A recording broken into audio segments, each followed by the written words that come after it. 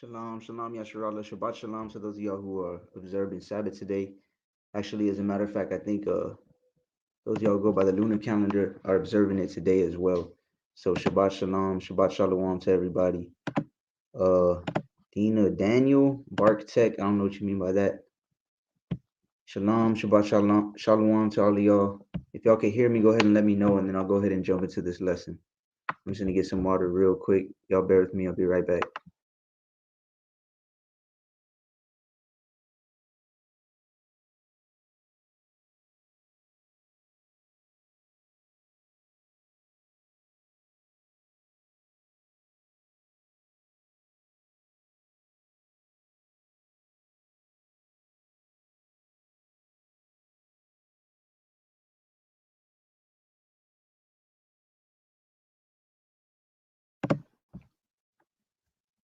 Hey, shalom, shalom, Ak, to Barlos Rivers, Kingdom Minded, shalom, Ak. Hope you're doing well. You keep the lunar Sabbath, Ak? I don't. I did it at one point for a period of time, but I don't anymore. But I know a brother that I was talking to earlier. I believe he said it falls on today as well, the lunar Sabbath, right? So Khan, Shabbat Shalom to everybody tuning in. So today's lesson is going to be titled Blood Family versus Real Family, right? This is a very important lesson. So I'll go ahead and start it by, of course, giving all praises, honor, and glory to the Most High God, whose name is Yahweh. And we do so in the name of his only begotten Son, Yahweh Shai, whom the world ignorantly calls Jesus Christ, right? So real quick, I just want to say it confuses me. Khan, Khan, it confuses a lot of people out.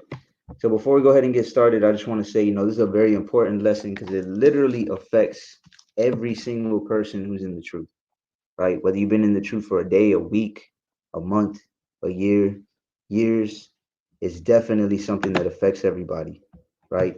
Blood family versus real family, right? Family, it's funny because my rib brought it up earlier today, and she was saying that her grandma, who rest in peace. She's not with us no more, but she was Cherokee, and she would always say that family is a test, right? But the Most High gave us them temporarily, right? So we got to know that He can use our blood family as a test, and real family is really forever, right? So that being said, we're gonna go ahead and start in Psalm chapter 45. Psalm 45, and I'm gonna start on 10.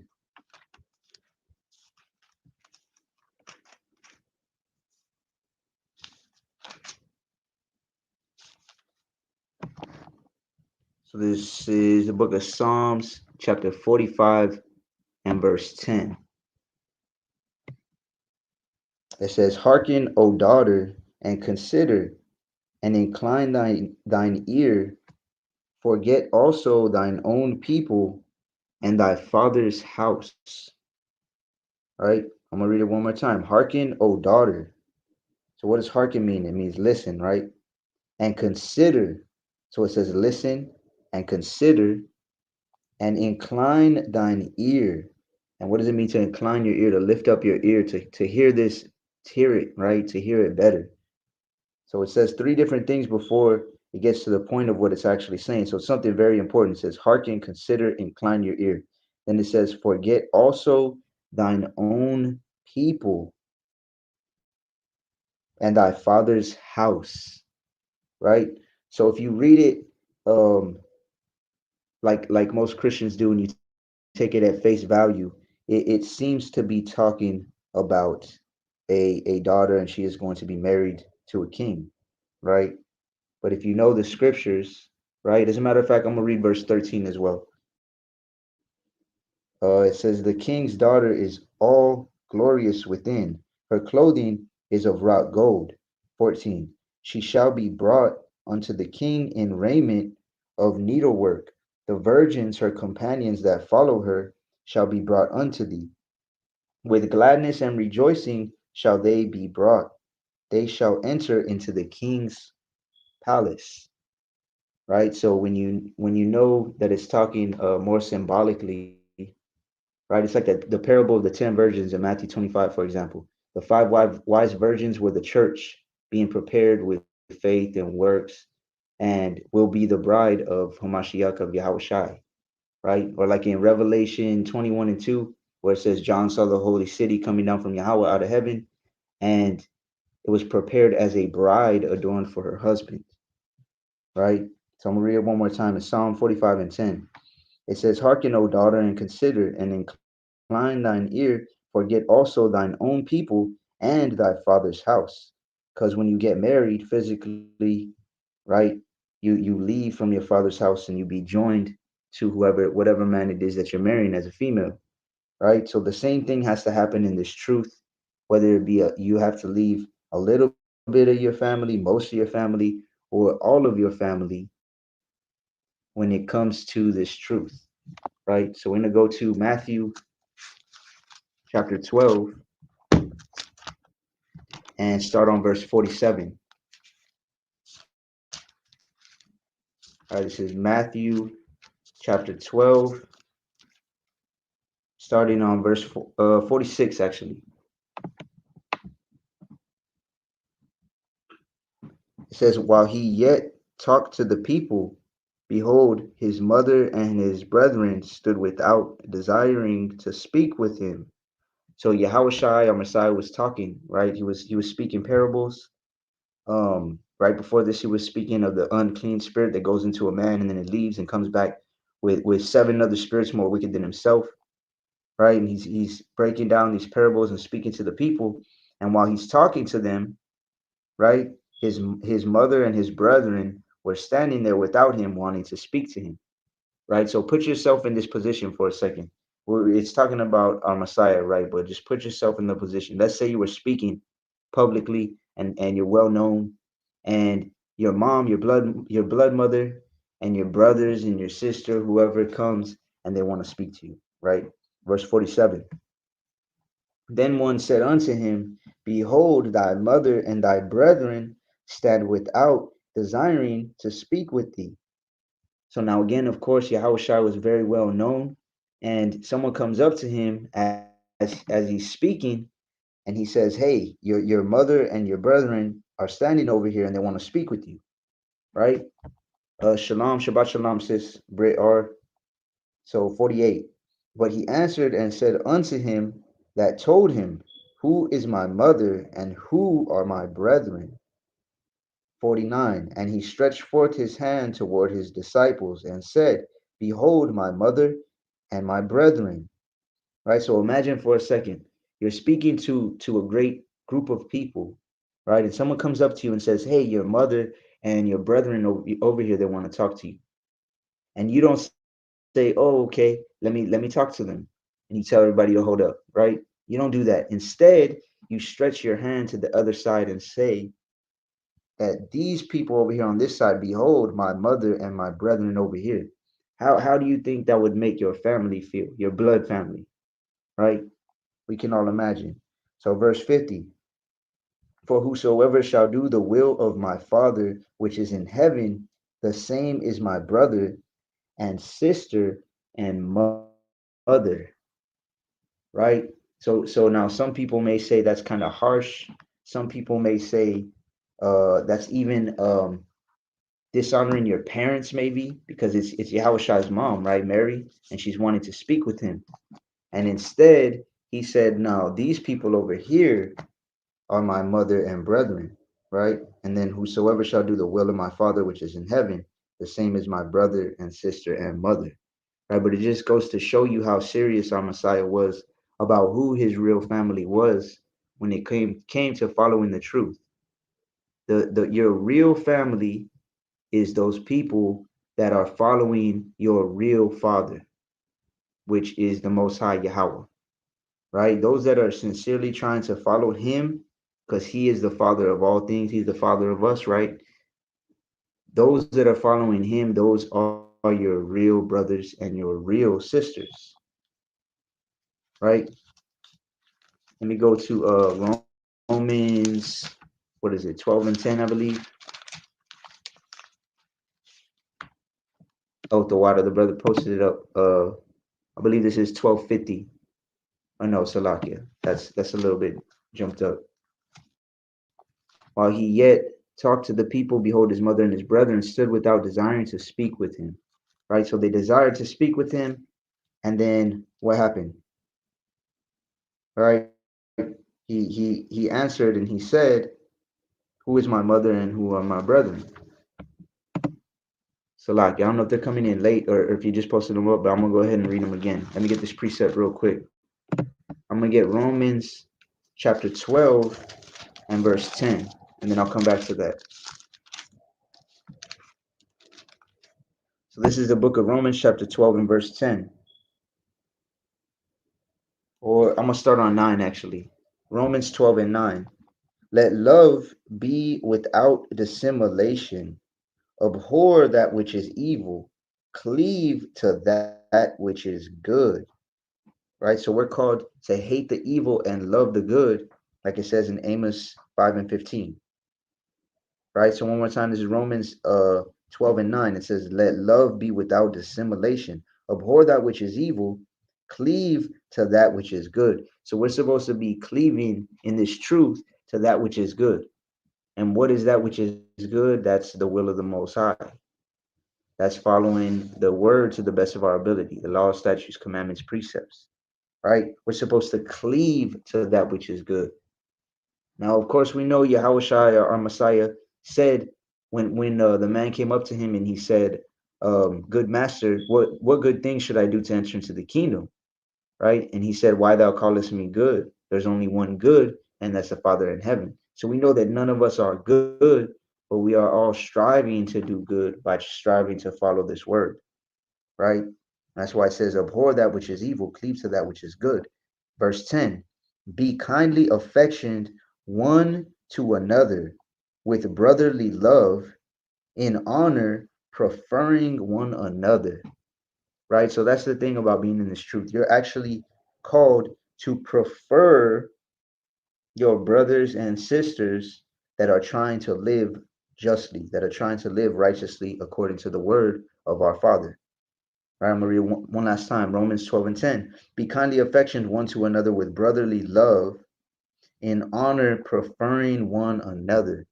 So you shouldn't be preferring the wicked over your brothers and sisters according to our Messiah, which is who? Those that are trying to follow the will of the Most High. Right? So I'm going to read this one more time and then we're going to go to chapter 10. This is Matthew 12, 46 through 50. It says, while he yet talked to the people, behold, his mother and his brethren stood without, desiring to speak with him. Then one said unto him, behold, thy mother and thy brethren stand without, desiring to speak with thee. But he answered and said unto him that told him, who is my mother and who are my brethren? And he stretched forth his hand toward his disciples and said, behold, my mother and my brethren. For whosoever shall do the will of my Father which is in heaven, the same is my brother and sister and mother. Right? So Yahushua is telling you there who your true family are according to the word. Right? As a matter of fact, Ak, if you're going to stick around for a little while, if you could get me Matthew 10,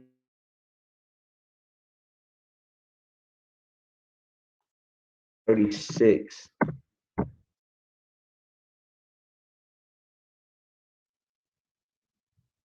I just posted in the comments in case you need to look at it. Baba Kashaw, Matthew 10, 34 through 36. So again, now put yourself in this situation, right?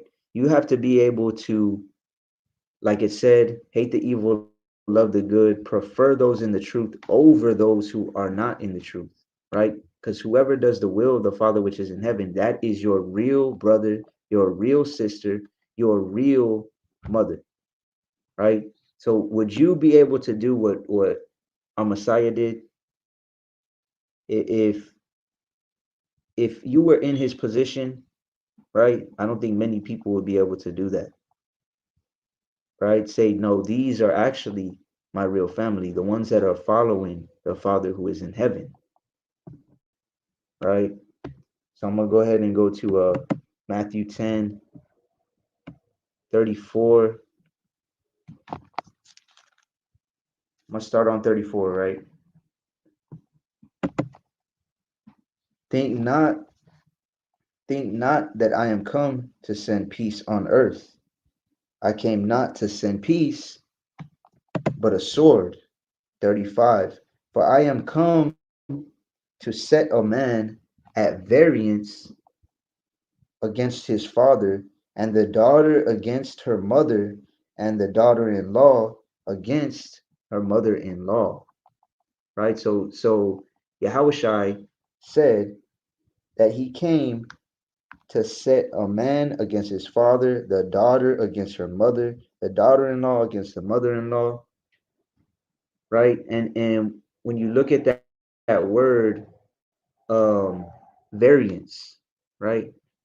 It means it's the quality of being different, or the quality of having a discrepancy or a quarrel or a disagreement between you, right? And that's exactly what Yahushua said he came to do, right? He came to set them at variance. And who is Yahushua according to John, the first chapter? He is the Word. So anytime you have somebody who's living in the Word and you have somebody else who's not living in the Word, there's going to be a variance. There's going to be a disagreement. There's going to be uh, two opposing forces, right? There's going to be two opposing forces. And if you're the one that's trying to live in the truth, then that opposing force is going to be whoever it is in your family that is not trying to live in the truth, right? Let me get a Sirach 33 real quick. Sirach 33 and verse, I believe it's 14. It's a very important verse that I've gone over many times before, right? This Sirach 33 and 14. It says, good is set against evil and life against death. So is the godly against the sinner, and the sinner against the godly, right? So even when it comes to family, or especially when it comes to your blood family, you have to understand, like it says here in Sirach 33 and 14, good is set against evil and life against death. So is the godly against the sinner, and the sinner against the godly. You have to understand that the people, even in your family, or more so in your family, that are happy living in their sin, right?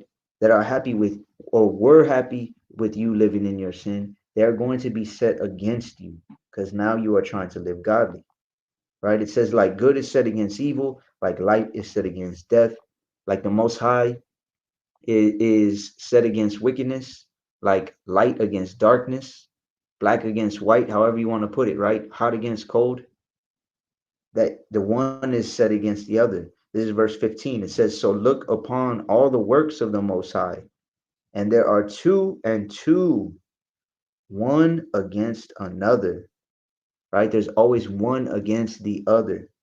That's why it says good against evil, life against death, the godly against the sinner, right? And it's like in Ecclesiastes 9 and 18, it says the righteous is more excellent than his neighbor, but one sinner destroyeth much good, right? So you always have to keep in mind that just like good is set against evil, if you're trying to live godly, then guess what? The sinners are going to be set against you. And that especially comes into play in your own household, right? So I'm going to go back to Matthew chapter 10, and I'm going to read 35 and keep going. It says, for I am come to set a man at variance against his father, and the daughter against her mother, and the daughter-in-law against her mother-in-law.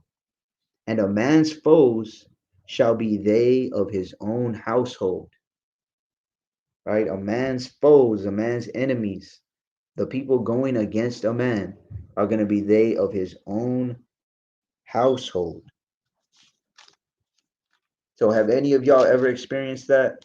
Have any of y'all ever experienced in your own household having a spiritual foe, right? Because you have to understand that it's very easy for other people to bring spirits into your home, right? And before you know it, let's say you're trying to live righteously, you're sincerely trying to live in the word, and then someone comes in and they got spirits on them, and next thing you know, you're angry, you're arguing, you're fighting, you're cussing them out, you're whatever the case may be, and that's just those spirits that are being brought against you, right?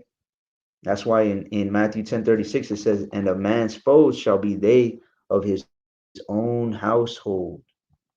Right? As a matter of fact, let me go back to chapter 12, and I'm gonna read 43. It says, "When the unclean spirit is gone out of a man, he walketh through dry places, seeking rest, and findeth none. Then he saith, I will return into my house from whence I came out. And when he is come, he findeth it empty, swept, and garnished."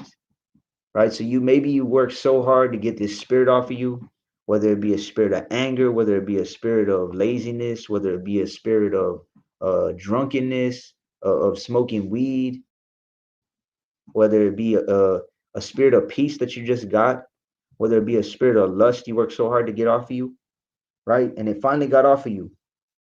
And then, like it says here, when that unclean spirit goes off of you, it says, "Oh well, I'm gonna return to my house where I first came from," right? And it can come back to you through those people in your household, right? Verse 45. Then goeth he and talketh and taketh with himself 7 other spirits more wicked than himself, and they enter in and dwell there. And the last state of that man is worse than the first.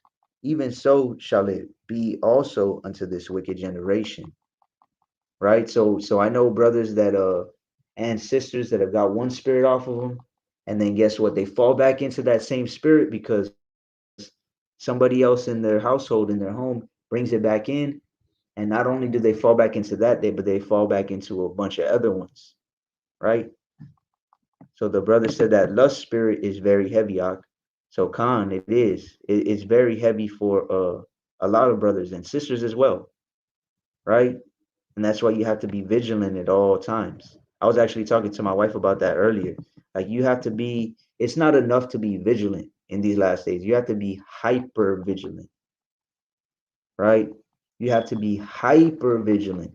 Anytime that you're going outside of your home, if you live by yourself, or anytime in your home, anytime you're around people that you know are not trying to follow the word, you have to be hyper vigilant. You have to be prepared for some type of an attack, right? Because if you're not, then that's when they're going to catch you slipping, right? And it's like I said before, I know brothers and I know sisters say, for example, a brother will get the spirit off of him of smoking weed, right? And it took a brother a long time to get it off.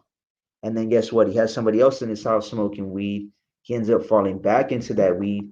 And then when he smokes that weed, he starts drinking. And then when he starts drinking, he starts doing other drugs. And then when he starts doing other drugs, he falls into that lust spirit, right?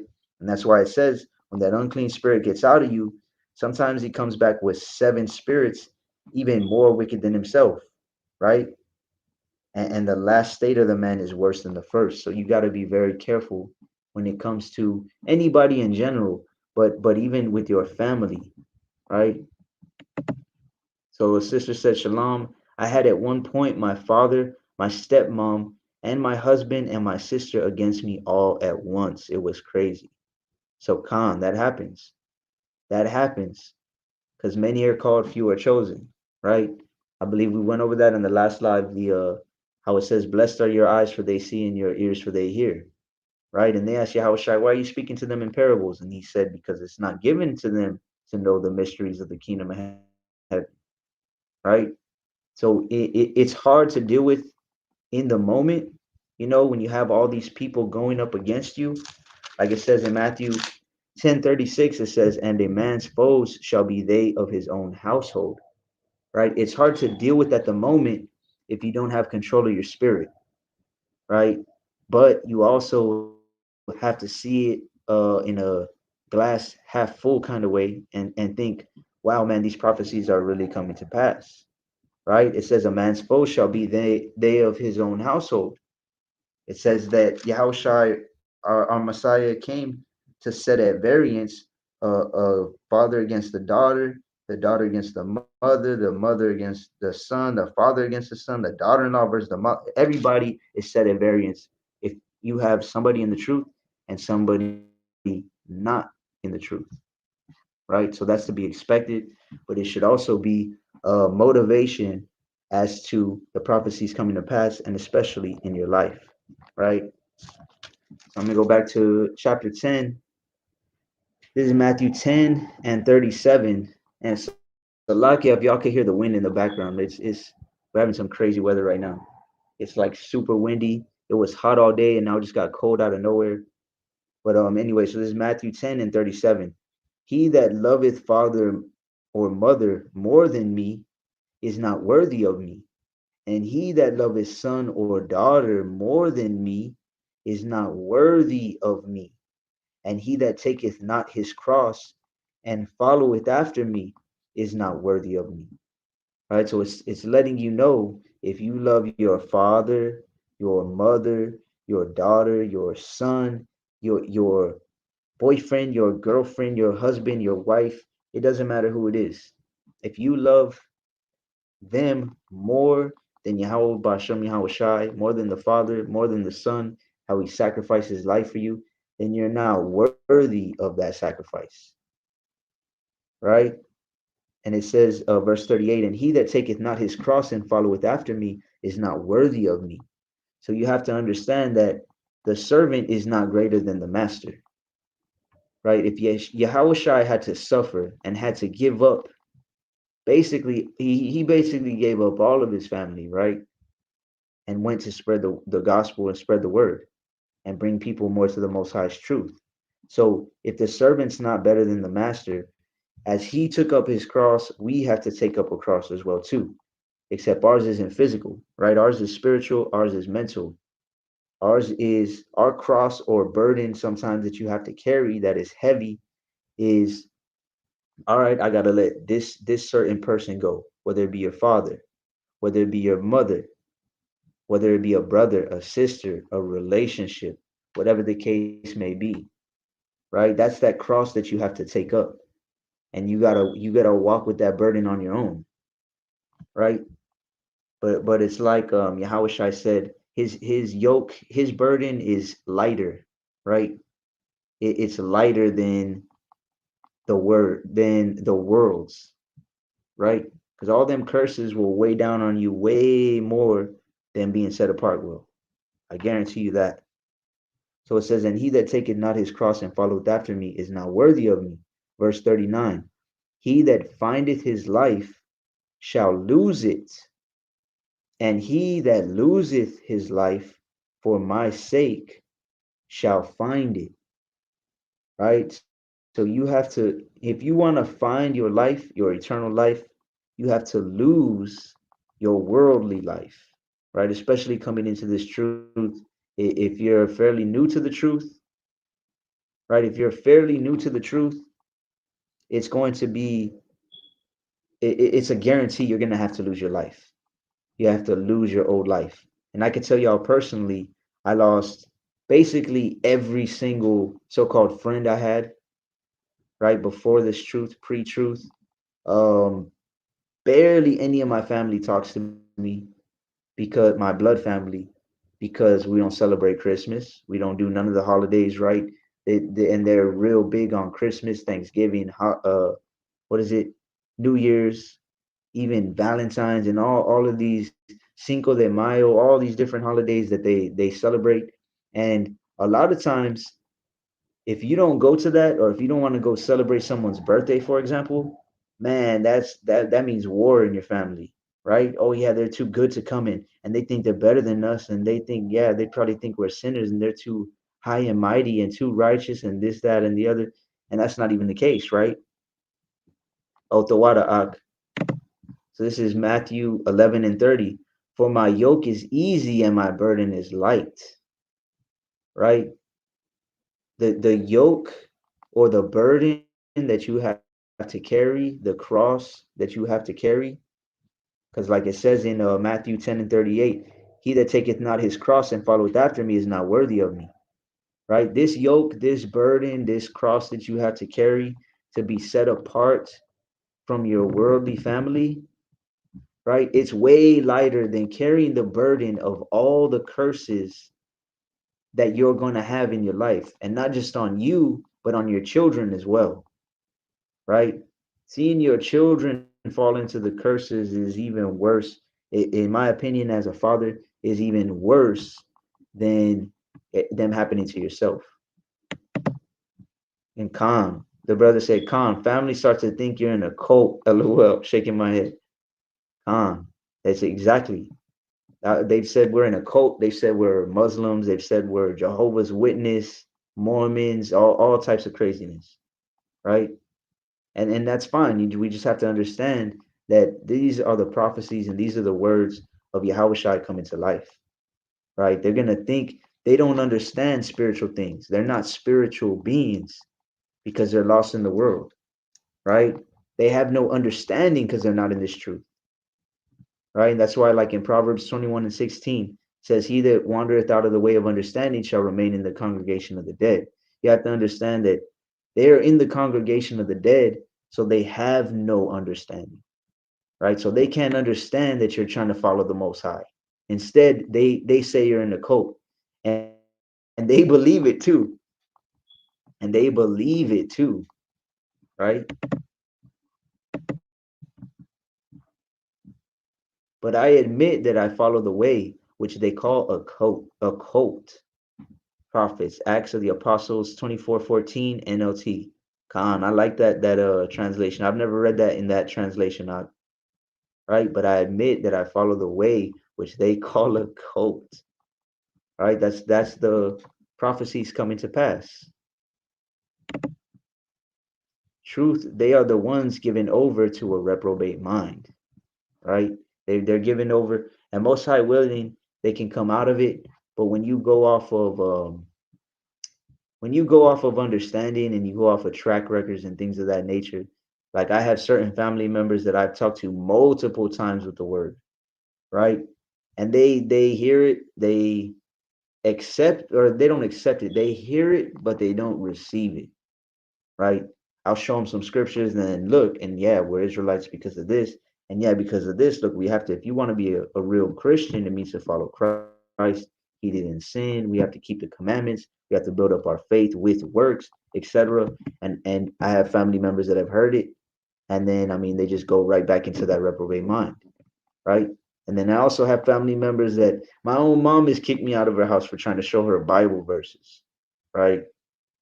Literally kicked me out. I had my wife with me, and I believe two of my children with me, and she was like, "No, just get out." Right? She's a real devout um, Mexican Catholic, right? So you got to understand that this truth is definitely not for everybody. And I did a live a while back called "Many Are Called, Few Are Chosen." If y'all want to check that one out too.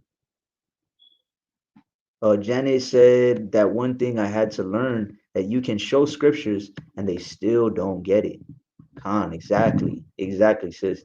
And I always compare the truth, or in a lot of situations, you can compare the truth to martial arts since I've done it my whole life, and it's the same thing in martial arts. You just have to understand that everybody in martial arts, everybody's body is built different. Everybody's good at a certain thing. They're only so flexible one way. Their legs are only so long, only so short, right? And some people just cannot get certain moves. No matter how many times you show it to them, you could show it to them perfectly, break it down step by step, right in front of their face, and they still won't be able to do it, right? They still won't be able to do it. And it's the same thing in this truth. You could break it down beautifully and have 10 precepts and make it as clear as day and as simple as a kindergartner could understand it. But guess what? If it's not for them, they're not going to get it. Galatians 4:16, am I therefore become your enemy because I tell you the truth? Come on. And I've seen that happen, like I said, with my own blood mother, I've seen that happen. You know what I mean? We're on speaking terms and stuff like that. I'm not trying to say like she's completely cut me off or nothing like that. We talk maybe like once a week, every once in a while, I mean, maybe once a month, she'll come see her grandkids, my children, stuff like that. But for the most part, it's like no relationship whatsoever. And of course, it all started because you won't come to the birthday parties, right? You won't come to observe Christmas, even though we break it down. I remember when I first came into the truth, what, like 5 years ago, and it was around Christmas time, and I found out about how it's pagan and Jeremiah 10 and all that, right? So I posted about it on my Facebook back when I had Facebook years ago, and one of my tias, my mom's sisters, posted or reposted a video, right? And it was about Jeremiah 10 and how it goes back to pagan um origins and all this stuff, and how we shouldn't be celebrating it, how it's not in the Bible, etc. One of my tias reposted it, and after that, man, it was like all hell broke loose in my family. Just people calling, texting, why are you spreading this and blah blah, so you're not gonna come, you're too good for this, etc., etc., right? And then after the anger comes the trying to persuade you into it, right? Well, you did it, so you should just do it for the kids, right? Do it for the kids. That's what they say. And now that I have more understanding, it's funny that people say that because a kid is a baby goat, right? And the word tells you about how the sheep are going to be separated from the goats, and the sheep are the ones going to make it to the kingdom, right? The goats aren't going to make it. What is a baby goat? It's a kid, right? So we're not going to do it for the kids, because our kids are no longer kids. They're now children. They're now sheep and children of the Most High, right? But just going back to that, pointing out, like, you're going to become the enemy or being seen as an enemy, like the brothers posted up here. Am I therefore your enemy because I tell you the truth? You're going to be the enemy of those who are comfortable and content living in lies, right? If you bring out that truth, what's it going to do? It's going to cut down all the lies they're living in. So instead of humbling down and accepting it, most people are too prideful, or in too prideful of a spirit to accept that, right? Because you have to understand, when it comes to your blood family, they would have to first admit everything they've been living is a lie in order to come into the truth, and realize, hey, this is the truth. We've been living a lie our whole life. We've been wrong our whole life.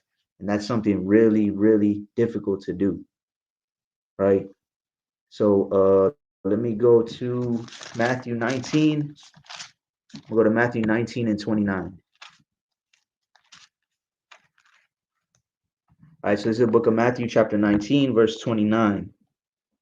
And every one that hath forsaken houses, or brethren, or sisters, or father, or mother, or wife, or children, or lands, for my name's sake, shall receive 100-fold, and shall inherit everlasting life. Right? So this is a verse that I go to very often, especially with people that are more new to the truth, because this is red letter, right? This is our Messiah.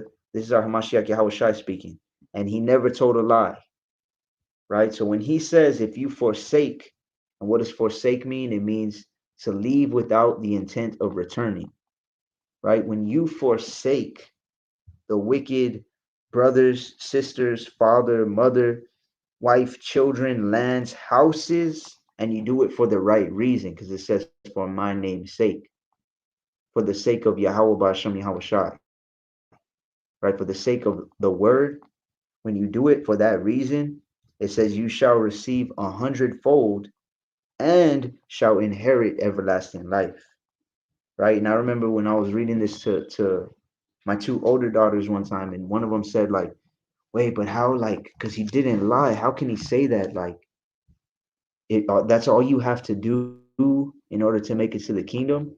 But it's not that that's all you have to do. It's just that you have to be that serious about your walk in order to make it to the kingdom, right? It's like in Revelation, it says, because you're lukewarm, you're going to be spit out the Most High's mouth. You'd rather be hot or cold. You can't play the middle. You can't play the fence, right? So those that are that serious about their walk, to be able to forsake their family or their wicked family members or children or father or mother, right? Or a house. If you live in a wicked environment and you're able to do that for the Most High's sake, you know, look, man, there's too many spirits here. I just can't stay in the spirit here. I keep going off. Too many wicked people, too many wicked spirits. I got pharmakia here, right? I got all these wicked spirits, the spirit of lust. Because think about it, it's like a brother that I knew, and he was living with like I think he said 9 or 10 family members, and he was like, yeah, you got some of them watching porn, you got some of them smoking weed, you got some of them popping pills, you got some of them drinking alcohol, you got some of them doing cocaine.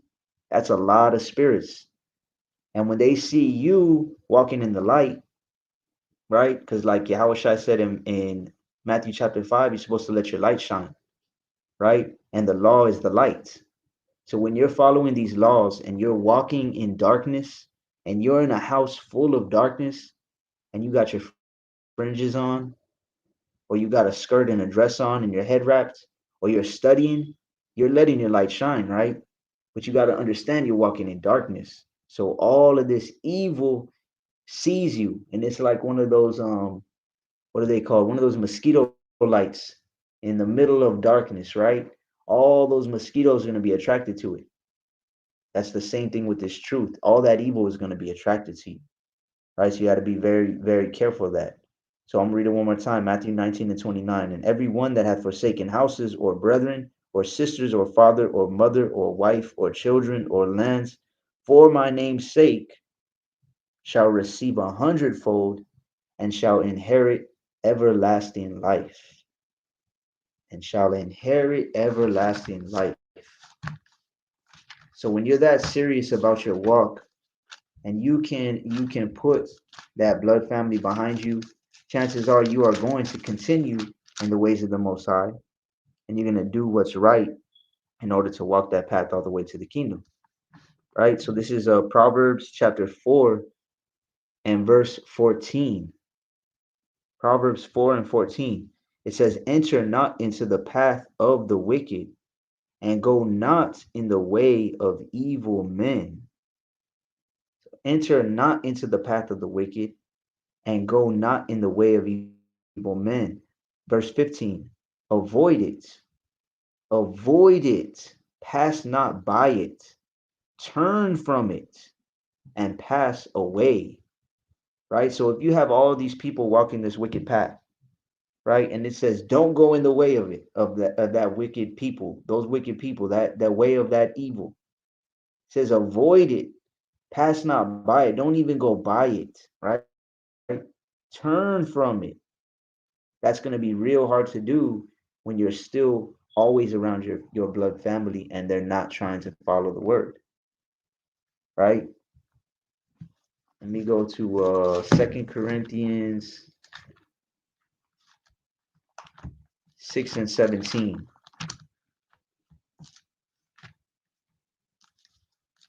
Oh, Salakia, I didn't even see that you were posting up the verses. The water, the water. Enter not into the path of the wicked and go not in the way of evil men. Right? And then it says, pass not by it. Don't even go by it. How are you going to pass not by it or stay away from it when you're living with a bunch of demons? Right? That's going to be real hard to do. So this is 2 Corinthians chapter 6 and verse 17. It says, wherefore come out from among them.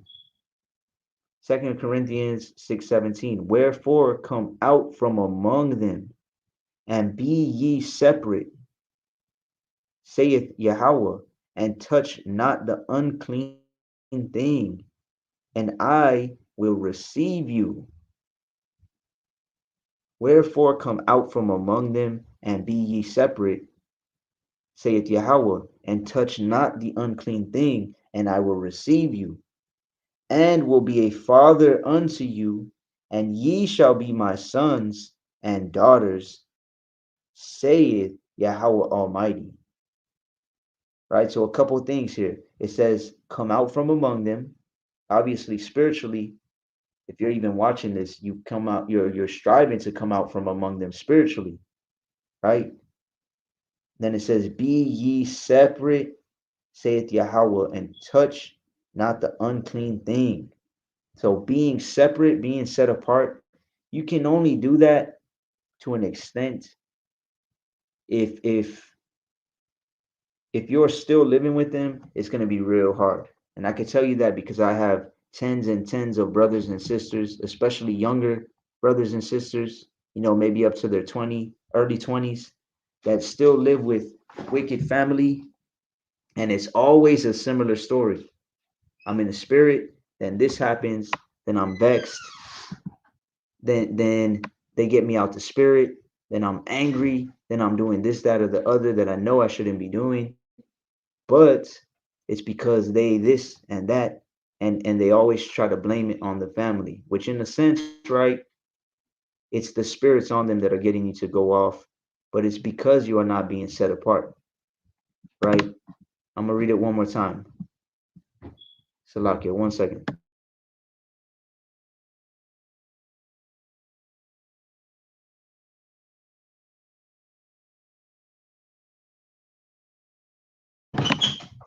So this is 2 Corinthians 6:17. Wherefore come out from among them, and be ye separate, saith Yahweh, and touch not the unclean thing, and I will receive you. So you can only come out from among them and be separate to an extent if you're still living with all these wicked people, right? Like I said before, there's many brothers and sisters that hit me up and, well, it's because I live with my mom and dad, or I live with these friends that are wicked, or I live with my aunt, my uncle, they're wicked. I live with my grandparents and they're celebrating Christmas, and they just did Thanksgiving, and now they're mad at me, and now they got me out the spirit because they were telling me that I'm the evil one because I don't want to eat with them and this, that, and the other, right? That's why you have to come out from among them and be separate, and touch not the unclean thing. Now I was talking to this talking about this with one of my daughters earlier, as a matter of fact. She was saying how her mom, her blood mom, she eats a whole bunch of abominable things, right? And then she knows she's unclean. According to the law, if you eat something that's unclean, say you eat some pig, you're unclean until even, right? So when it says touch not the unclean thing, you're literally touching an unclean thing. Say you're over here holding hands, or you're hugging them, or whatnot, right? So it says, touch not the unclean thing, and I will receive you. Verse 18, and will be a father unto you, and ye shall be my sons and daughters, saith Yahweh Almighty. So once you come apart or come out from among them, right? Once you separate yourself from them, and that's a law as well, Leviticus 20 and 26, and there's many other examples, right? It says, be ye holy. When you look up the word holy or kadash in the Hebrew, it means to be set apart, right? So once you come out from them, be separate, then he's going to receive you, and what's going to happen? He will be a father to you. You will be the Most High's son, you will be the Most High's daughter, right? And that's why many times you have to leave your father and your mother in order for the Most High to really be your father. Because let's say you're still living with your dad and he's wicked, right? Or you're still living with your mom and she's wicked, right? But you still see them, you still have that love for them, you still, or you have that love for them, and they get you to go off. Okay, I'm gonna maybe just celebrate. I'm not gonna really celebrate, but I'm gonna eat with them on Christmas. I'm gonna eat with them on Thanksgiving, etc. I'm just gonna go. I'm not really partaking in it, but I'm gonna go while she goes shopping. Or you're just gonna be living with them, and they're gonna get you out the spirit. They're gonna get you angry. They're gonna get you all types of spirits, in a contentious spirit, a depressed spirit, a sad spirit, whatever the case may be, right? So many times you have to come out from among them, and then the Most High will be like that father unto you, right? So actually, let's go to Luke 12. Luke 12, 51 and 52. Calm. That's a good precept, Bob. Isaiah 52 and 11. Depart, depart, go out from there. Touch no unclean thing. Come out from it, purify yourselves, you who carry the vessels of Yahweh. Right? So depart, go out from there, touch no unclean thing. Come out from it, purify yourself. It's damn near impossible to purify yourself when you're around a whole bunch of unclean things, right? And us being vessels for the spirit, right? Like I said before, when you're around a whole bunch of unclean people, those wicked and evil spirits on them are going to do their best to make sure you are not living pure, to make sure you're not purifying yourself, to make sure you're not praying, you're not studying, you're not doing all the things that you need to do to serve the Most High, right? To make sure you're not carrying the Holy Spirit in your vessel.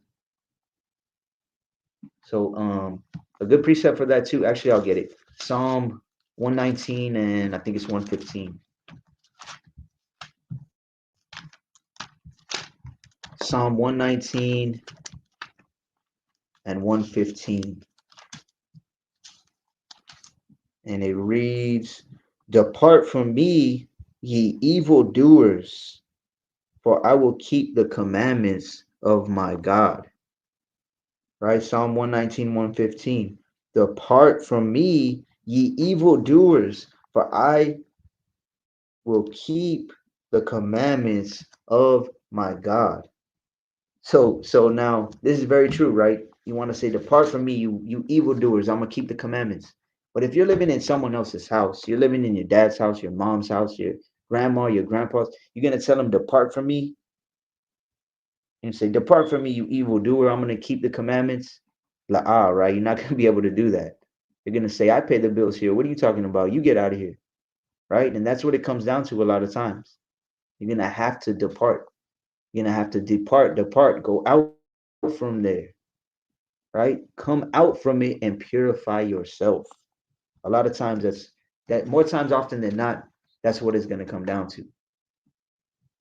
Right. So let me go to Luke uh 12, 51 and 52. I'm gonna read another account of the same verses we read in Matthew, just two of the verses, just to because it's a little bit different. This is Luke 12, 51 and 52. It says, "Suppose ye that I am come to give peace on earth? I tell you, nay, but rather division." So Yahushua, who is the word, he didn't come to give peace. He came for division, right? He is dividing households up, like we read in Matthew. That he's dividing the wicked from the godly. He's using the family unit as a test, right? To see, okay, who do you love more? You love your so-called family or you love me more? The Most High is watching. He's got the angels watching. Okay, let's see. Are they going to follow me or are they going to follow what their family says? Do they love me more? Are they going to keep the commandments or are they going to go against them for their family? Right? This is Luke 12:52. "For from henceforth there shall be 5 in 1 house divided, 3 against 2, and 2 against 3." Right? "From henceforth there shall be division." That's what the Most High said. Right? So I know, again, like I said in the beginning, because I dealt with it when I was first coming into the truth, actually for probably the first year or two coming into the truth. And it was like anytime family was around or anything like that, it was gonna be some type of argument, discrepancy, something like that, because of the way they weren't used to the way we were living yet. Right now, for the most part, our blood family, even my ribs family, they just leave us alone. They're to the point where they're like, you know what? They haven't done it for years. They're not going to do Christmas. They're not going to do Thanksgiving. They're not going to do Halloween. They're not going to do birthdays. So we're just not even going to invite them. Right. And when it gets to that point, it gets a lot easier. Right. It gets a whole lot easier. And then verse 53 says the same thing. The father shall be divided against the son against the father, the mother against the daughter against the mother-in-law against her daughter-in-law, and the daughter-in-law against her mother-in-law. Right? Let's go to Matthew 10:16 all the way to, let me see, Matthew 10:16 through 23. Right? So I believe the name, I can't see the whole name of the lesson right now, but I believe the name of the lesson was blood family versus real family. The latter could get you killed and the former could save you, right? So you're going to have to understand right now you may not want to be, or you don't have the willpower or the opportunity, maybe even as some would say, to be separate from your wicked blood family, right? But with that, I will say all things are possible through the Most High. Right? That's one of my favorite verses. As a matter of fact, I'm going to go to Luke. Let me hold this real quick. Luke 18:27. Right? Luke 18:27. It says, and he said, the things which are impossible with men are possible with Yahweh. Right? Because many people that I've talked to before, or at least a good maybe 10, more than 10 for sure, people that I've talked to before, and they say, look, I'm going through this. My mom, my dad, my brother, my sister, whoever it is just getting me out the spirit. I'm living with them. I this, that, and the other. I'm dealing with them, always being contentious, being angry. They're getting me out the spirit. I'm getting contentious. I'm getting angry, etc. And I tell them, well, you know what you need to do. Then you need to have faith that the Most High will get you out of there and put in the works to be able to get out of there, right? And it always comes down to, well, I don't have the means, or I would have to get a better job, or I would have to get a job in the first place. Some of them not even working, etc. You have to understand that you have to have faith in this walk, right? If you know it's slipping, if you know that you're slipping up because of the people that you're around, then you need to do your best to get out of that situation, right? So this is Luke 18:27 one more time. It says, and he said, the things which are impossible with men are possible with Yahweh, right? Because I know, again, like I said, a lot of people make that excuse or kind of use that as a crutch to say, I wouldn't be able to do that. When I say, well, you got to get set apart. You got to depart from them, right? Like the brother just brought out a couple of verses ago, right? As a matter of fact, let me get James 2, what is it, 17? James 2:17. It says, even so faith, if it hath not works, is dead, being alone. Yea, a man may say, thou hast faith, and I have works. Show me thy faith without thy works, and I will show thee my faith by my works. Right? So you first obviously have to have faith. The Most High can put you in a better situation, right? But then it's like it says here, oh, you have faith? Show me your faith without your works. That's not possible, right? How could you show somebody your faith? The only way you can show them is by your works, which is why it says, I will show thee my faith by my works, right? So if you're in that type of a situation, I would definitely say that it's expedient for your spiritual health and for your soul to get out of that situation to the best of your ability, right? And that goes back to like Psalm, what is it, 24? It says, he who has a pure heart will be blessed or receive a blessing. Salaki, 1 second. Psalm 24, yeah, and 4. It says, he that hath clean hands and a pure heart, who hath not lifted up his soul unto vanity, nor sworn deceitfully, he shall receive the blessing from Yahweh and righteousness from the God of his salvation. Right? So it's saying if you have clean hands, you're starting to apply the law, statutes, and commandments that you are learning, and you have a pure heart. You're sincere in the truth, right? You're really doing it for the right reasons. It says, and who hath not lifted up his soul unto vanity, and you're not giving in to vanity, right? Nor sworn deceitfully. He shall receive the blessing from Yahweh. If you have clean hands and a pure heart, and you're not giving into vanity, the Most High is going to bless you, right? What is that blessing? It says, and righteousness from the God of his salvation. So I know again that that's one of the main reasons I'm doing this lesson is because so many brothers and sisters have reached out and said, look, my family, they're getting me to go off because I live with them, etc., etc. Well, this says if you have clean hands and a pure heart, that the Most High is going to bless you and he's going to give you that righteousness, right? So you just have to have faith and the works to back it up that you can put yourself in a better position, Most High willing, with some real family, right? With some real family, because I know a lot of brothers and sisters that are starting to come together a lot better, right? What is this boy? Man, I'm getting a lot of I've been getting a lot of fake things on my account lately, on YouTube, on Instagram. Take out that comment. So, anyways, let me go back to let's see, what were we in? Matthew 10 and 16, right? Matthew 10 and 16. Because like I was going to say previously, your blood family in these last days may get you killed, right? Spiritually or even physically, as we're going to read here. So I'm going to start on Matthew 10, 16, and I'm going to go all the way down to 23 or 24, actually.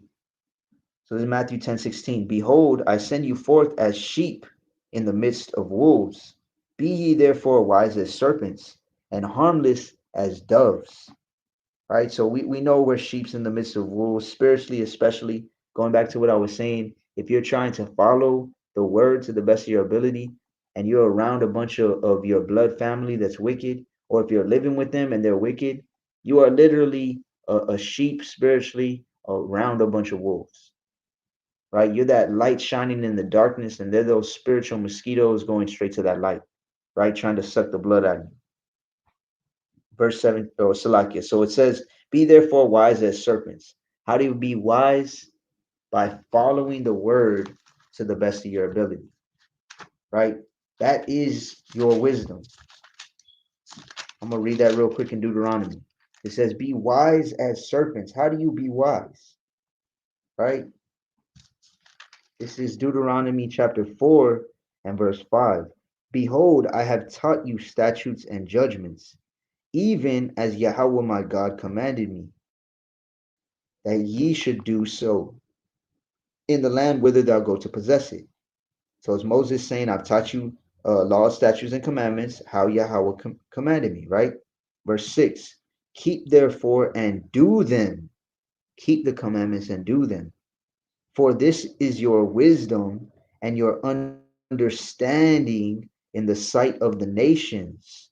So this is your wisdom and your understanding to do what? To keep the commandments of the Most High, right? That is your wisdom. Because like I said many times before, going back to the whole martial arts thing, there's some people that have a lot of knowledge, right? When it comes to fighting, whether it be wrestling, boxing, Muay Thai, Jiu-Jitsu, etc. But they don't really have wisdom unless they are able to apply that knowledge. So the Most High is telling you here in Deuteronomy 4 and 6, your wisdom is keeping the commandments. We all know a bunch of Christians that maybe they can quote verses, right? They have that knowledge of some scriptures, but they don't have the wisdom of the scriptures because they're not keeping it, right? They're not doing what it actually says. So going back to Matthew 10:16, behold, I send you forth as sheep in the midst of wolves. Be ye therefore wise as serpents and harmless as doves. So you have to be wise at all times, following the word to the best of your ability at all times, and harmless as doves. Verse 17, but beware of men, for they will deliver you up to the councils and they will scourge you in their synagogues, and ye shall be brought before governors and kings for my sake, for a testimony against them and the Gentiles. But when they deliver you up, take no thought how or what ye shall speak, for it shall be given you in that same hour what ye shall speak. Verse 20. For it is not ye that speak, but the Spirit of your Father which speaketh in you. Right? So it's saying there's just like back in Yahushua's days, right? When he was talking to the apostles, right? There's no new thing under the sun. There's going to be some Israelites, some of Israel that are going to be delivered up, right? They're going to be cast into prison. They're going to be killed. They're going to be beheaded, etc. Not all of them, of course, but there is going to be some like that. And it's letting you know you don't even have to think of what you're going to say. The Spirit of the Most High is going to speak through you. But let's read verse 21. And the brother shall deliver up the brother to death, and the father the child, and the children shall rise up against their parents and cause them to be put to death. Right, I'm gonna read it again. Matthew 10 and 21. And the brother shall deliver up the brother to death, and the father the child. Right. So I don't know if y'all have seen man, I can't even remember what the acronym is for it now, but it's like the unvaxxed anonymous alert system, something to that effect. The unjabbed anonymous alert system. I believe that's what it's called. There's a website or a system that the government set up for you to snitch on your so-called family, blood family, or friends that don't want to get the jab or that speak up against it. Right? There's a system set up, you can Google it, for you to snitch on them and alert the government of people that aren't getting it, don't want to get it, speak up against it, etc. You can even it says you'll win like a $2,000 or $2,500 raffle that they have every so often. Right? So snitch them out and you get a chance at some money. Right? If people are doing that over this jab, over fear mongering, imagine what's going to happen when FEMA camps come or martial law comes or things of that nature, right? Or it's like the man, I don't know if y'all saw, I believe it was like a week ago, maybe 2 weeks ago, the dude that they were saying he was claiming to be a black Hebrew Israelite. They said he's a black Hebrew Israelite, and he went in and ran over like 20 people at the Christmas parade, right? So imagine they keep spinning that type of narrative that Hebrew Israelites are people that call themselves that are, man, they're crazy. Yeah, one of them went in and ran down 20 people in his car at a Christmas parade, not on Christmas, right? And just like with 9/11, how they faked it and they said, oh, yes, the Muslims did it. And then what happened? Everybody was scared of Muslims, right? And I've known some Muslims, and let me tell you, the ones that I've met they're some of the most peaceable, nice people. But the point is, if they start fear mongering on Israel, and people see you with fringes on, they're gonna see you like a terrorist. They're gonna see you like those people that committed the 9/11, even though they really didn't do it, right? So when it says in verse 21, and the brother shall deliver up the brother to death, and the father the child, right? You're gonna have your blood family. It might be your mom, it might be your dad, it might be your brother, your sister, your aunt, your uncle, your cousins. Hey man, they might deliver you up to be put to death, right? They might not even know you're gonna be put to death. They might just call the authorities on you, right? The brother Bardo said, Khan, I literally have family arguing with each other and against each other on the jab and testing for holiday gatherings. Khan. It's crazy. It's madness. It's madness. Exactly. It's madness.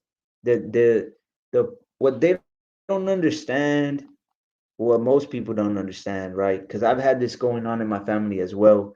And they're like, yeah, well, we're gonna have Thanksgiving, or we're gonna have Christmas or whatever. And I've just heard, certain people that, like, say my grandma, for example, What about 80? I still cut her grass for her. I cut her trees, etc. And she'll tell me things like that, like, yeah, well, we wanted to have Christmas, but these two people or these couple of people don't have the jab, so we don't really want them there. But we don't want to tell them we don't want them there. And it's just a whole big thing, right?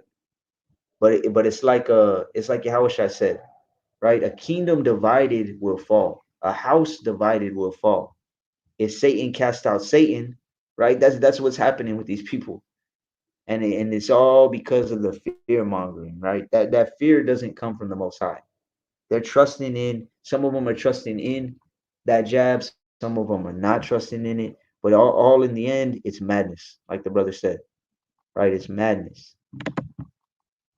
Micah 7:6, for a son dishonors his father, a daughter rises against her mother, and a daughter-in-law against her mother-in-law. A man's enemies are the members of his own household.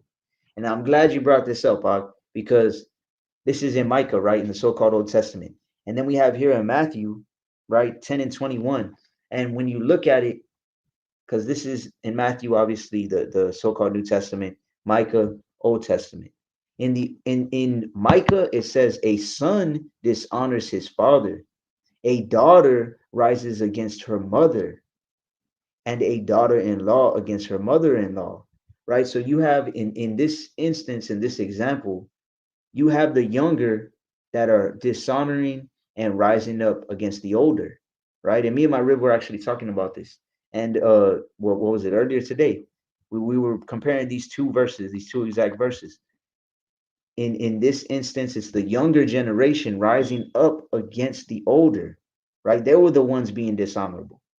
But then here you have in 21, in Matthew 10:21, it says, and the brother shall deliver up the brother to death, and the father the child, right? That's the first half of it.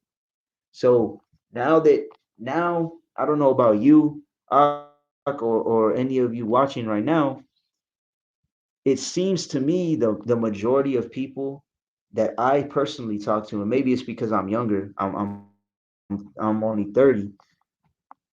The majority of people I talk to in the truth or that I give counseling to, it's the younger generation, right? Maybe up to like their early mid 30s, anywhere from teenagers to early mid 30s, maybe 40 the oldest, right? And it's their parents, it's the older generation that are not in the truth. See, back in Micah, here it says the son dishonors the father, the daughter rises up, the daughter-in-law against the mother-in-law, right? Because back then they were more used to keeping the law, statutes, and commandments than we are now. So now the I don't want to call it a trend, but for lack of a better term, the trend or the thing that's happening more now is that the younger generation is coming back to the knowledge, wisdom, and understanding of who we are, right? And now, like it says in Matthew 10:21, it says, "Hey, the father might deliver up the child to death," right? Because it's the older generation now more that, or at least from what I've seen, right? At least from what I've seen, like the brother just said, for the most part, right? For the most part, from what I've personally seen, it's the younger generation coming back. Not that I don't know some older or some elder brothers and sisters, right? I know a few elder brothers and sisters that I got respect for, and they're in the truth. Hey, they're going real hard for the Most High too. But for the most part, what I've seen is the younger generation. And when you piss off an older person, it's like they say, you can't teach an old dog new tricks. That's true a lot of times. That's true a lot of times. And that might happen. You don't want to put yourself in the position of what Yahweh Shai said. The father might deliver you up to death, right? And of course it can go the other way as well, right? So let's go to I'm gonna go to Sirach 21 and 2. Sirach 21 and 2. And this is a verse I've quoted in a lot of other lives, but not to this not in this, I guess you could say, context, right? So this is Sirach 21 and 2. Well, I'm gonna start on 1 actually. I'm gonna start on 1. Sirach 21 and 1. My son, hast thou sinned? Do so no more, but ask pardon for thy former sins. So we know obviously when we sin, everybody messes up, everybody goes off at some point. You need to ask pardon for your sins and don't do it no more, right? To the best of your ability, don't do it no more. That's what repentance is. Ask for forgiveness, correct it. Don't let it happen. Verse 2, flee from sin as from the face of a serpent. For if thou comest too near it, it will bite thee. The teeth thereof are as the teeth of a lion, slaying the souls of men. Right? It says, flee from sin as from the face of a serpent. Right? So some people, and of course it can be used in the context of, oh man, I'm about to sin right now. I could sin with this person, or I could sin and smoke this weed, and you flee. You dip from that situation and you flee from it like it's a snake, right? But you have to also understand that if a certain environment, being around your blood family, is causing you to sin, then you need to flee from that as well as from the face of a serpent, right? For if thou comest too near it, it will bite thee. If it's a certain group of people or a certain environment that is causing you to sin, then you need to do what? You need to flee from it like it's a serpent, right? For if thou comest too near it, it will bite thee. The teeth thereof are as the teeth of a lion, slaying the souls of men. So if you saw your family that causes you to go off, or the environment, or like it said, like Yahweh said in Matthew 19:29, whether it be your father, your brother, your mother, your wife, your children, right? Your house, if you live in a house that is full of sin, then what are you supposed to do? You're supposed to treat it like it's a snake, treat it like it's a lion about to attack you. Calm, like the brother just said. That's why it says, flee from it, not try to fight against it. Get away. I guarantee you, if you saw a lion and it looked pissed off and it looked aggravated and it looked like it was drooling from the mouth, you're not going to try to fight it. I guarantee you, you're not going to try to fight it.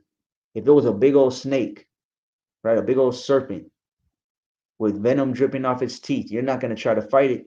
It's like the brother said, you're going to flee from it. You're going to get away.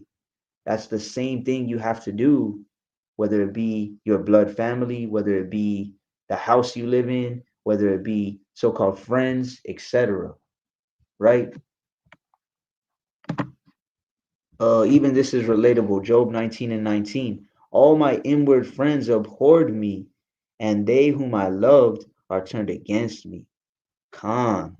And that goes along with what I had just said too, because a lot of times when you're growing up, you see your friends or people that you're around all the time, you see them as family, right? You see them like family. I had a friend that lived down the street, and my mom would joke around and she'd be like, "Oh yeah, he's basically like he's mijo. He's mi hijo." She would see him like a son, because he was there every single day.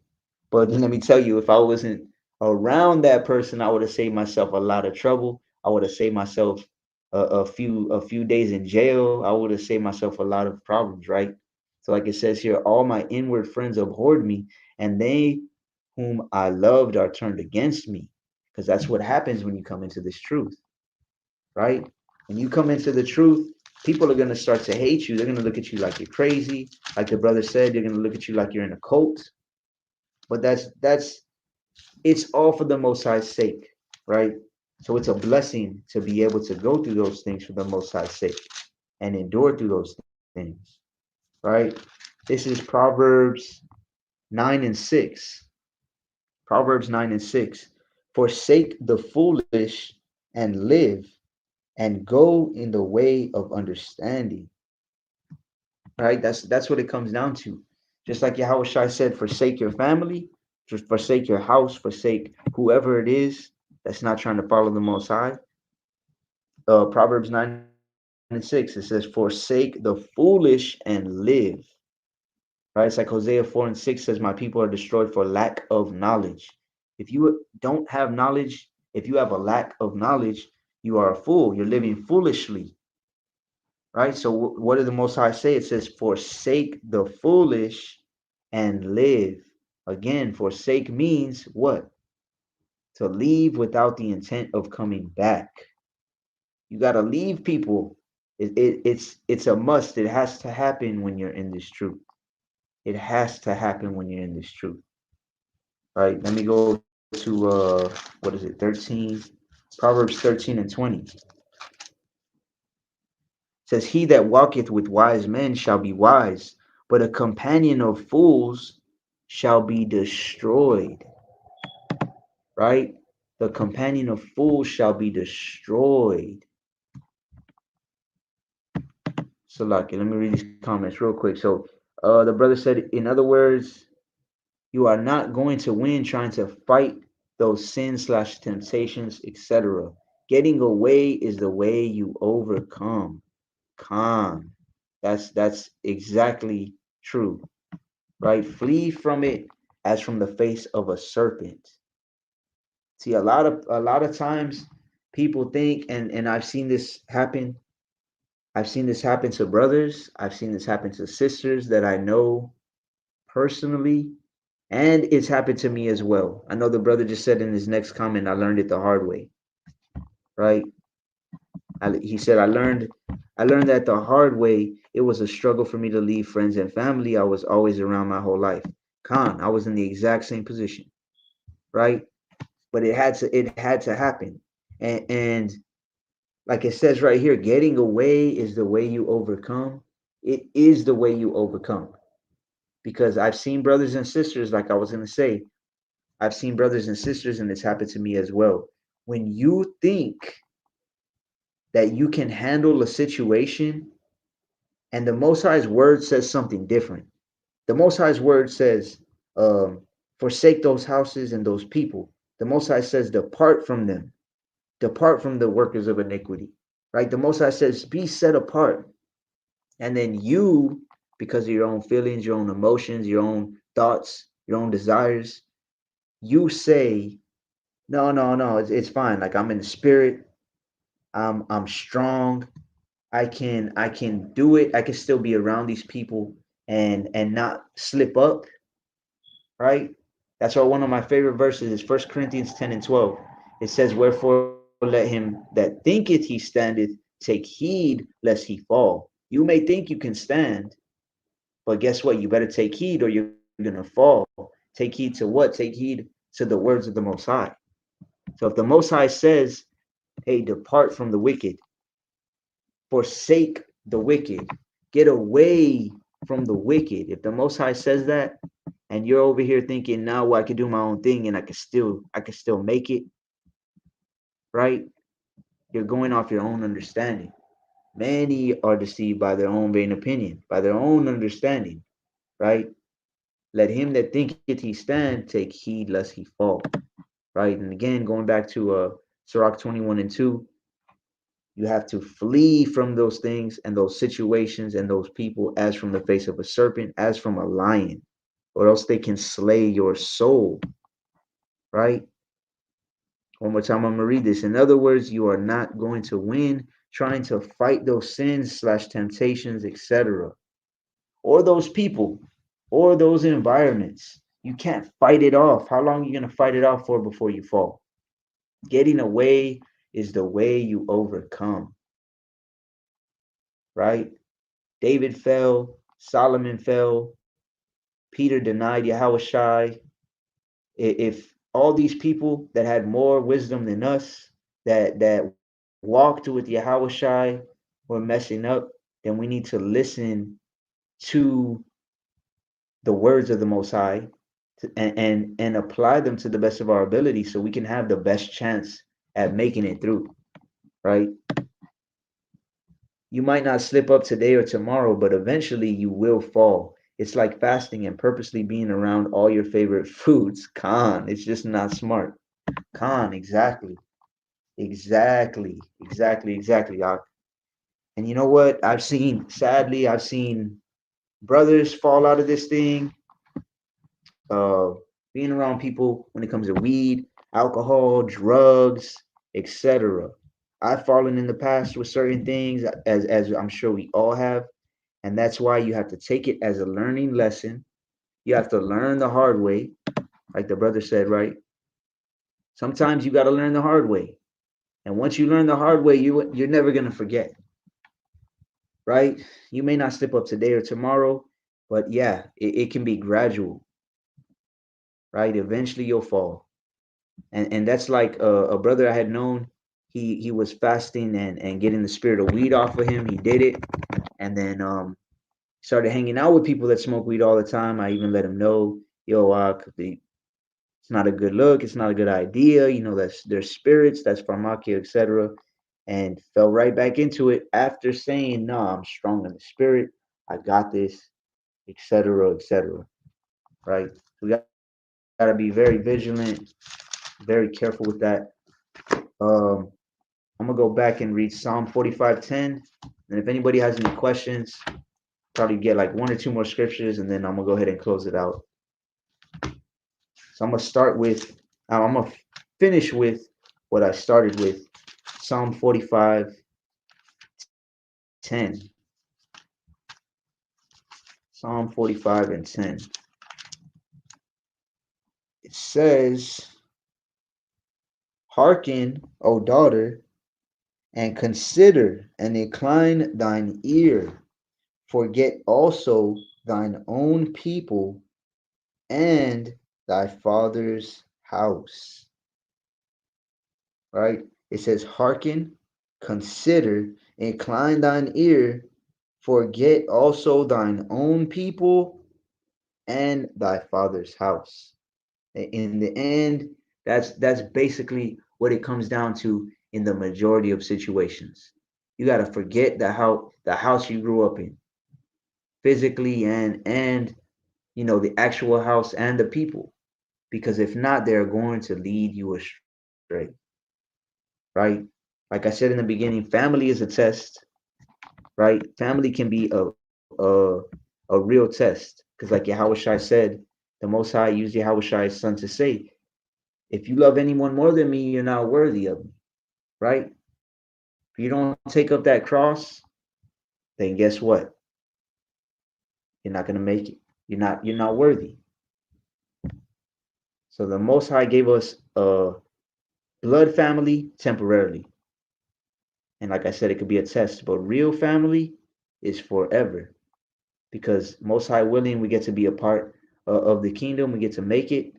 Most High willing, we're a part of that number, and real family will be forever, right? This on point currently having family problems as we speak. And it happens. Like I said, that's why when I posted up earlier, I was like, I was gonna write a whole thing on family and this, that, and the other, and I was just like, you know what? This affects everybody, anybody in the truth. That's all I got to write, because everybody in one way, shape, or form is affected by blood family versus real family. And as a matter of fact, that's what I'll finish with. Romans 12:10. Romans 12:10 is a very good verse for people. Well, I'll read 9 and 10, right?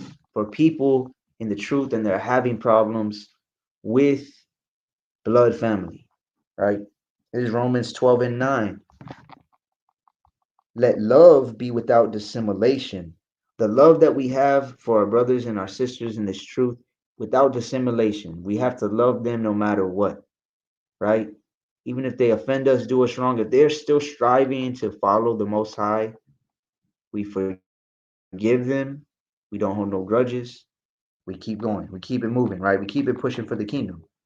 Verse 9, I'm going to keep going. It says, abhor that which is evil, cleave to that which is good, right? We're supposed to hate the evil, love the good. Just as the Most High hates evil, us as his children in his spirit are supposed to hate the evil as well. Abhor the evil. Cleave to that which is good. Cleave to the word, right? Cleave to Yahweh Hashem Yahushua.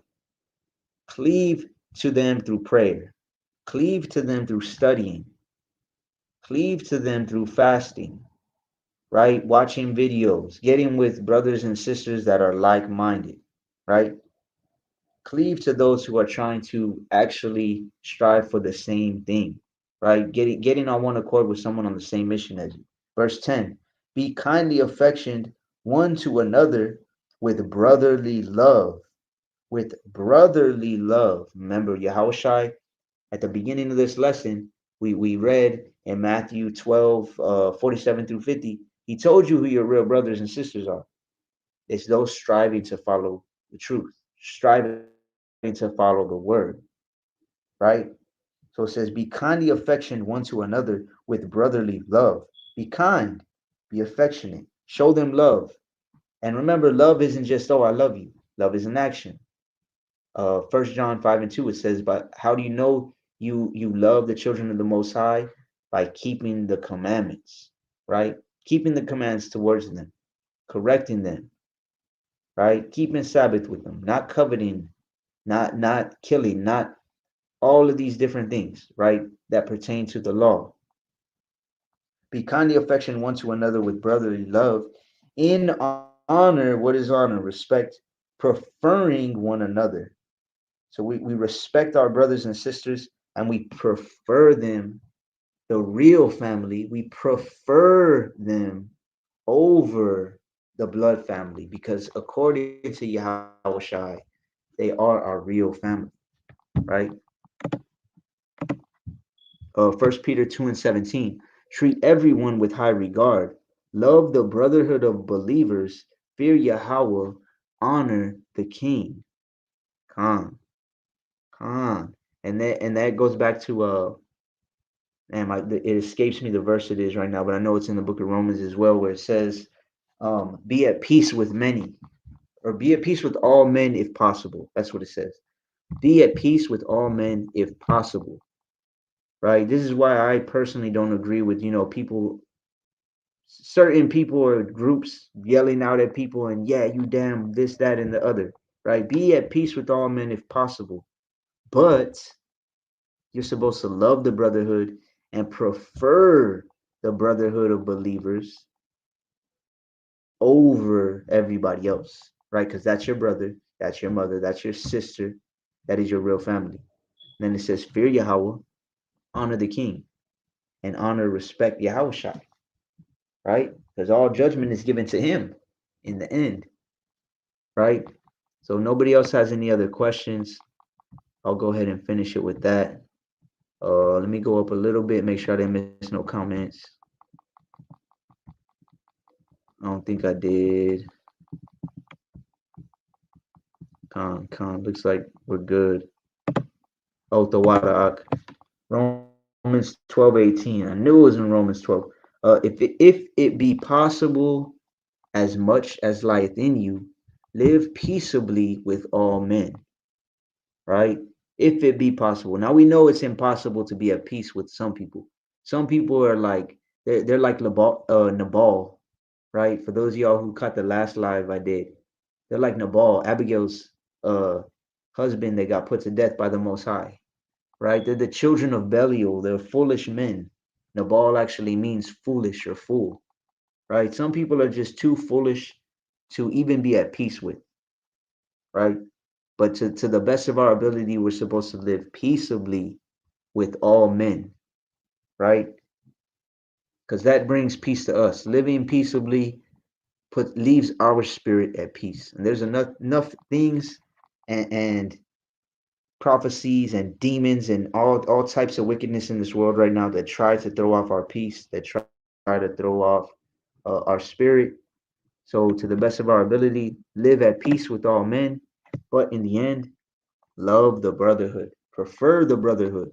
Your brothers and sisters that are in this truth, if you're lucky enough to know any in your area or anything like that, that though you really need to cleave to them. Because in these last days, they're going to be the only people that are able to help you that are around you, right? So, Tawada, Gabriel, the messenger, shalom and barakatah to you. Peace and blessings to you and yours as well, Ak. Barzayah Judah, Tawada Ak, this was Fire Shabbat Shalom. Khan. All praise to the Most High, Ak. Blessed be Yahweh. Tawada, to the Ak Bardos for posting up the the verses as well.